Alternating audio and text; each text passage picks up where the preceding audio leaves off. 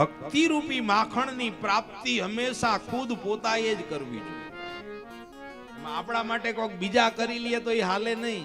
ભક્તિની પ્રાપ્તિ માખણ છે એ શું છે? એ ભક્તિ છે. અને ભક્તિની પ્રાપ્તિ સંસાર રૂપી ગોળીમાંથી પ્રાપ્ત થાય છે.